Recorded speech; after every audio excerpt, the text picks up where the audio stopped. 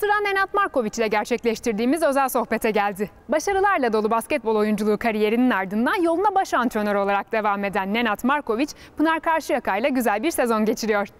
Karşıyaka'dan önce Trabzonspor Medikal Parkı çalıştırmış olan tecrübeli antrenör, Türk basketboluna da oldukça hakim.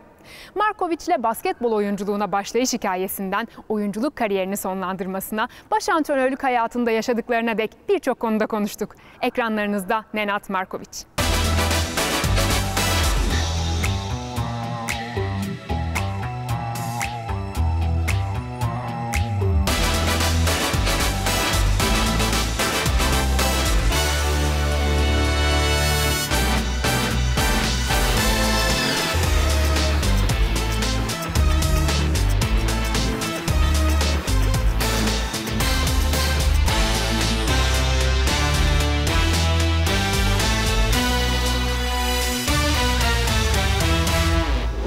Coach, it's a big pleasure to be with you here in Izmir. Thank you for your time. Welcome to our show. Thank you, thank you, thank you for having me.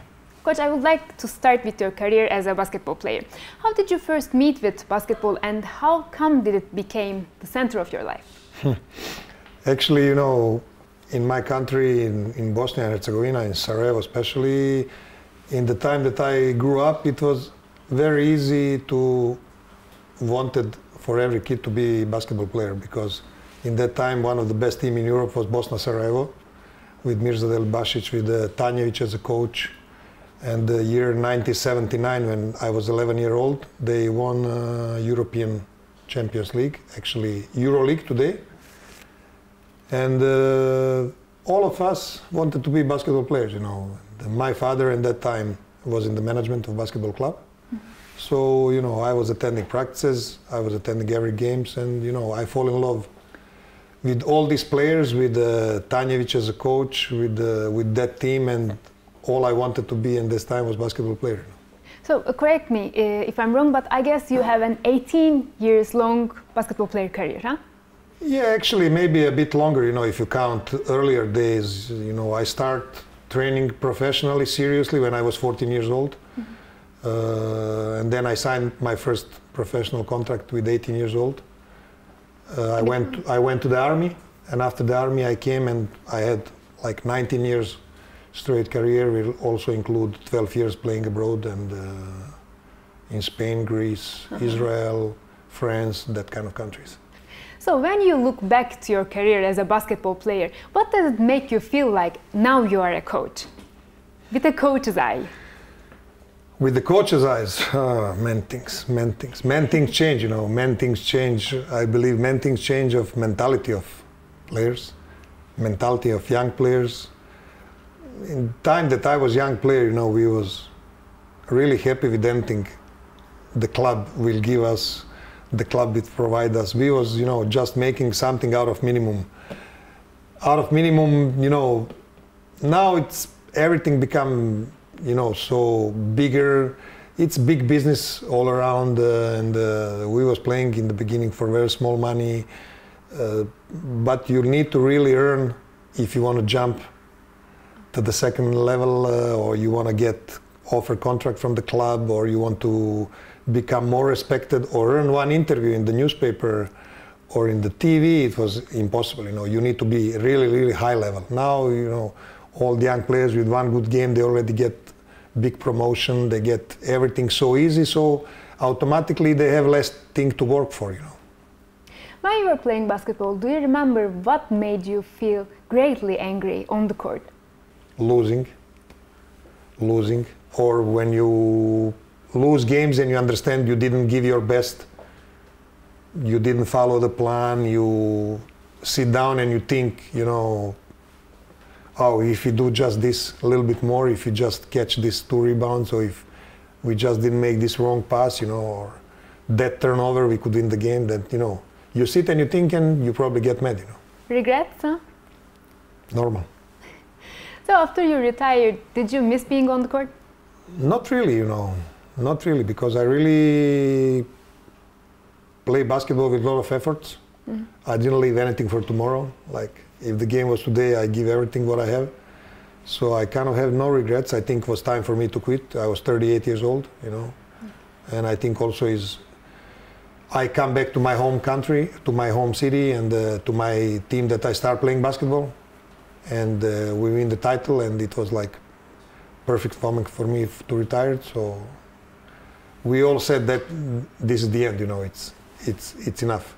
So it came from inside that. Yeah. I mean, you know, I decided already earlier in the season that I will not play next year, and you know, I felt good. You know, I felt good because I believe I make maximum out of my career. You know, it could always be something better, some maybe better choices, maybe better decisions in some moments, but no regrets. You know, no regrets. Now we have that part of our program that we're going to give you some half sentences, and we would like you to end them. Okay. Alley-oop'la devam ediyoruz. Alley-oop bölümümüzde yarım cümlelerimiz var. Nenad Marković onları tamamlıyor.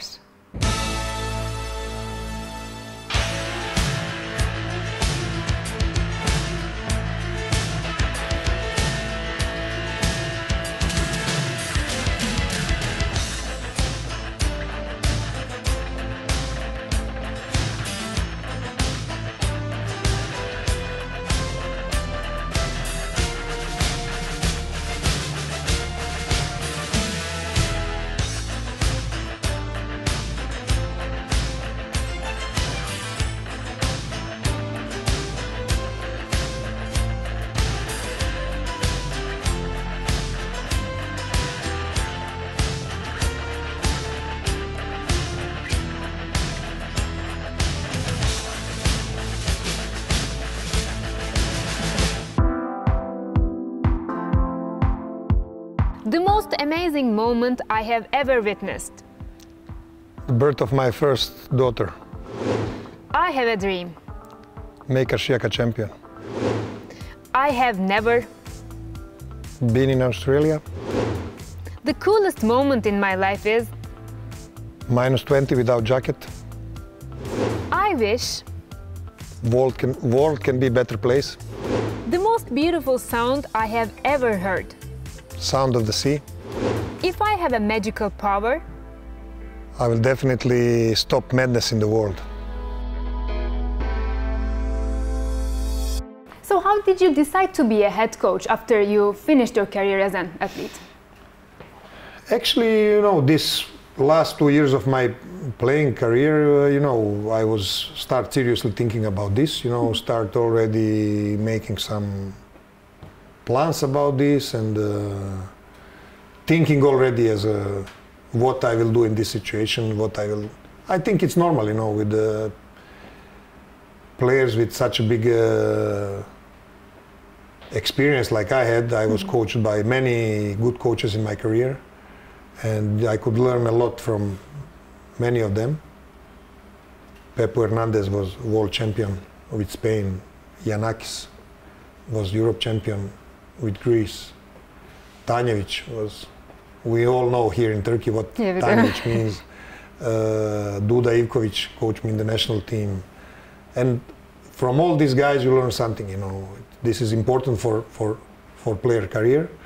And you have some kind of ideas in your head, and you said, okay, this is probably the job that I would like to do. You know, you stay attached to the sport, you stay attached to the basketball. The basketball gives me everything, you know, in my life.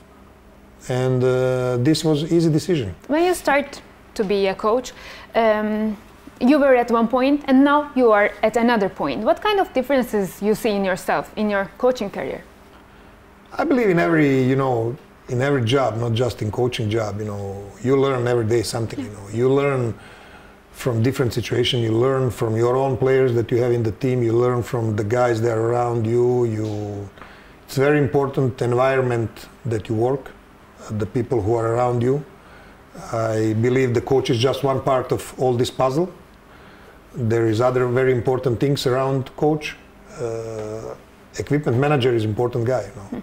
Assistant coaches, conditional coaches, GM of the club, players, all this environment makes also one coach successful, you know. It cannot be just one coach is genius and all other people are just run by him like this, you know. That's doesn't work like this, you know. I don't believe really in this, and I believe all the people, all the teams, they have success, they are successful because of the good environment and because all things around them function well, you know. So just coach is just one figure who is very important, but not decisive in this moment, you know.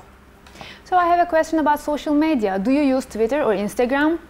I use, but you know, I'm not crazy about this. You know, I just use a little bit to stay in touch with the fans, or you know, with the media a certain way. But I'm not really obsessed. You know, I don't believe everybody should use this. You know, I think it should be limited a certain way.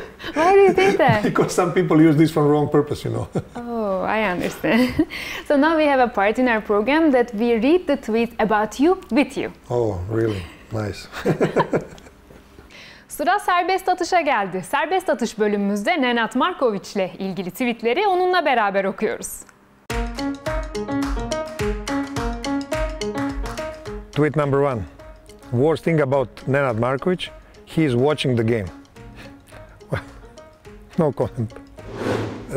Do you think that Nenad Markovic is Senjal Gunesh of the basketball? I don't know. Does Nenad Markovic has any relatives who understands football for our football branch? Because basketball team is exciting in those days. I think this Trabzon fans making tweets. Okay, I don't have any relatives, but I have experience in Football Manager, so I can help. The man who turned football lovers into the basketball fans. Yeah, it was a difficult part in Trabzon, but we succeed. Make us champs, burn us in hell. Wow, this before Final Four. Great tweet. I wonder if we'll ever see Nenad Markovic smiling right now. After you became a coach, did your perception of basketball change? Every day. Not just after you became a coach, No. it changes every day. It change. It's change. Change. Wow. Depend of the situation, depend of the players you coach, depend of many things. You know, it's not easy job. You know, it's not easy job. Do you think that you can understand the feelings of each player of yours? I try to, but it's not easy. It's not easy. You know. Because you're a former player, you know. That's what I believe sometimes that I know, that I understand, but sometimes I see that I'm wrong. But I really try to have communications with all my players, even with those they are playing a lot of minutes and they are more important than some guys they are not playing or they are playing less minutes. I try to somehow be in touch with everybody, talk to everybody, you know, understand what they are thinking, what kind of guys they are, what they like. So makes my approach to them easier, you know. So now we have another part of our program that we're gonna ask you some questions like, would you rather choose this or that? Okay. Okay. Seç birini bölümümüzle devam ediyoruz. Seç birini bölümümüzde enteresan seçeneklerimiz var. Bakalım Nenad Markovic'in içinden hangilerini seçmek geldi? Would you rather lose all of your money and valuables or all of the pictures you have ever taken? I don't want to lose anything of this. I will keep both. Would you rather winning EuroLeague title with your team or winning World Championship with your national team? World Championship with my national team.